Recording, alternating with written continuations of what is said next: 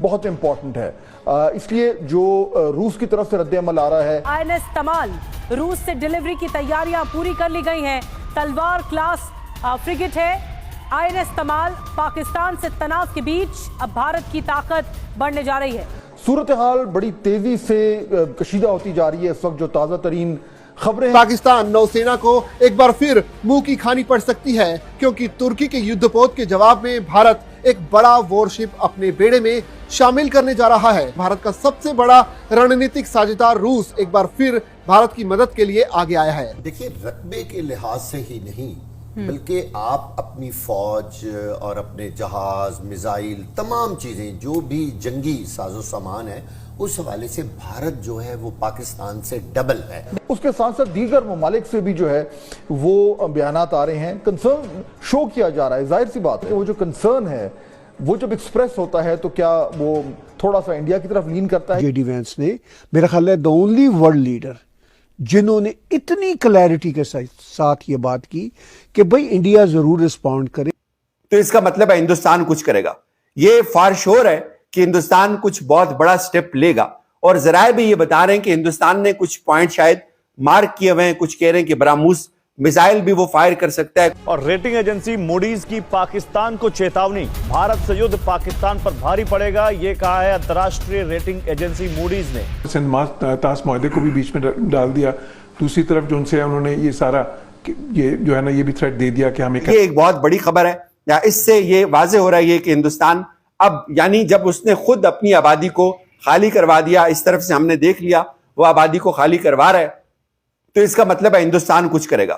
یہ for sure ہے کہ ہندوستان کچھ بہت بڑا سٹیپ لے گا، اور ذرائع بھی یہ بتا رہے ہیں کہ ہندوستان نے کچھ پوائنٹ شاید مارک کیے ہوئے ہیں، کچھ کہہ رہے ہیں کہ براموس میزائل بھی وہ فائر کر سکتا ہے، کچھ بھی ہو سکتا ہے۔ لیکن کل جو خبریں چل رہی تھی لائن آف کنٹرول پہ فائرنگ کی، نیلم ویلی سیکٹر کی، میں آپ کو تصدیق کر سکتا ہوں کہ نیلم ویلی میں کل کی تاریخ میں فائر نہیں ہوا، لیکن آج نیلم ویلی میں یہ چیز دیکھی گئی کہ اس پار جو آبادی ہے اس کو خالی کروایا جا رہا ہے، تو اس کا مطلب ہے ہندوستان اب کچھ نہ کچھ کرے گا۔ جے ڈی وینس نے میرا خیال ہے the only world leader جنہوں نے اتنی کلیئرٹی کے ساتھ یہ بات کی کہ بھئی انڈیا ضرور رسپونڈ کرے، مگر اس طرح کہ یہ کوئی ریجنل بڑا کانفلکٹ نہ بنے۔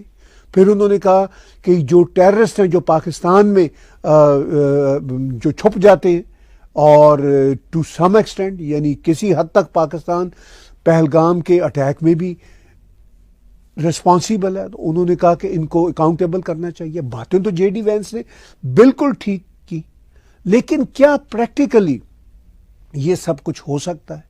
اس بات کو بھارت بھی بہت طریقے سے سمجھتا ہے۔ بھارت کو اندازہ ہے کہ بھارت کو زیادہ بڑے چیلنجز ہیں کسی بھی ریجنل بڑے کانفلکٹس کے کانٹیکس میں، صرف بھارت کو نہیں۔ چائنا نے اگرچہ کہا ہے کہ ہم پاکستان کی سوورینٹی کے ساتھ کھڑے ہیں، وہ کہنے کی باتیں ہوتی ہیں۔ سوورینٹی کے ساتھ 1971 میں بھی کھڑے نہیں ہو سکے تھے۔ چلیے اس وقت چائنا بہت بڑی پاور ہے اور پاکستان کا ساتھی ہے، مگر وہ بھارت کے ساتھ بھی میس نہیں کرنا چاہتا۔ اگر وہ بھارت کا ساتھی نہیں بھی ہے تو اس کے بھارت کے ساتھ بہت بڑیا تجارتی ٹریڈ ریلیشنز ہیں۔ پھر امریکہ کے ساتھ اس وقت اس کی ٹریڈ وار چل رہی ہے۔ اس سچویشن میں وہ بھارت کے ساتھ جسے کہتے ہیں ہیڈ آن بھی نہیں ہو سکتا۔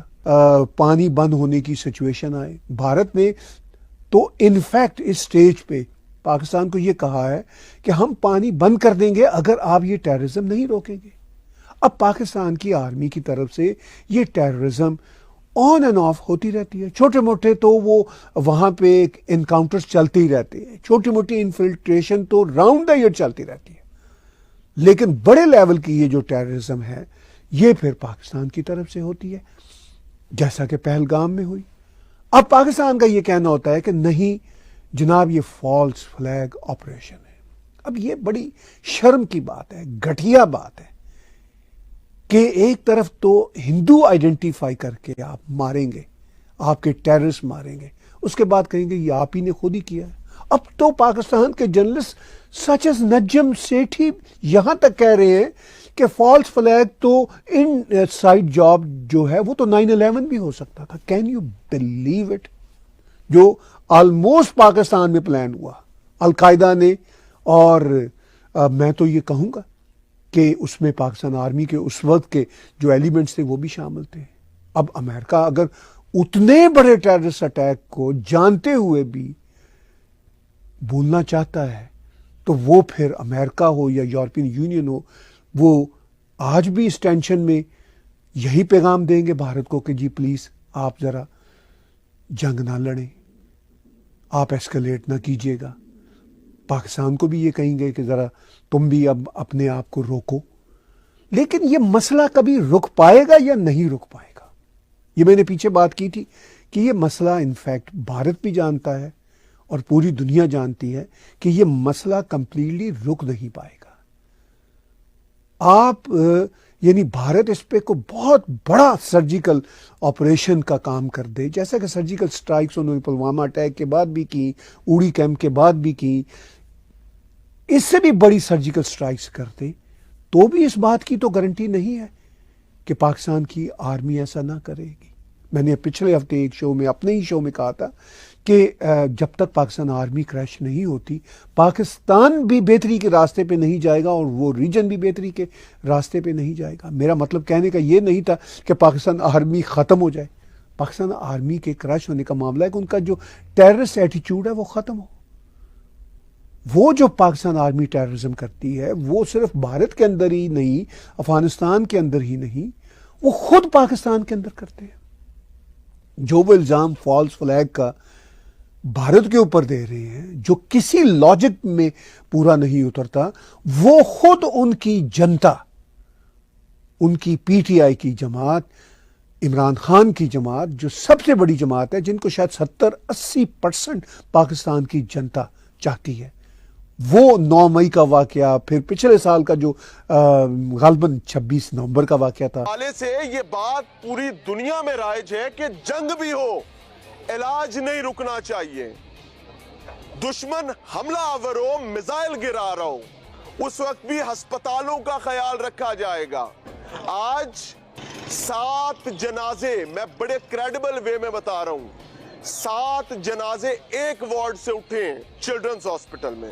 مریضوں وعلیکم السلام جی۔ چاچا مریض ایتھے مریض ایتھے داخلہ، مریضوں کے ساتھ مذاق کیا جا رہا ہے۔ مذاق یہ کیا جا رہا ہے کہ آپ کو انڈیا بھیج دیں، ہم نے کون سا ایٹم بم مار دیا۔ ابھی ٹماٹر نہیں دیں گے اور اب نیا پینترا پھینک دیا۔ بزدلانہ اقدام کی انتہا کر دی۔ بھارتی حکومت نے اپنی فارما کمپنیز کو ہدایت کر دی ہے کہ جان بچانے والی دواؤں کا خام مال پاکستان کو نہ فراہم کیا۔ اہم مدعا یہ ہے کہ کراچی سمیت سندھ بھر میں جان بچانے والی ادویات کی شدید قلت پیدا ہو گئی۔ مارکیٹ میں جو اتنی امپورٹنٹ ادویات ہیں وہ نہیں ہیں۔ انڈیا کو دنیا کی فارمیسی کہا جاتا ہے۔ تقریباً 162 سے زائد ادویات تھی، جس میں جان بچانے والی ادویات بھی تھیں، اسینشل ڈرگز بھی تھیں، اور اس میں ویکسینز بھی تھیں۔ گھر میں ڈائبٹیز کے مریض ہیں۔